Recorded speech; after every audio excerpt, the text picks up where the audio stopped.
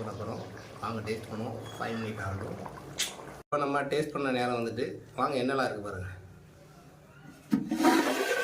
நம்ம சமைச்ச chicken gravy இருக்குது, மரவள்ளி கிழங்கு வச்சுருக்காங்க. ஸோ நம்ம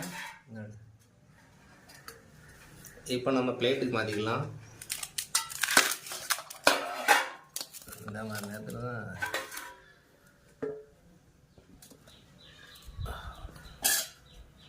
இப்போ நம்ம வச்ச கறி அடி வரும். அடாடா,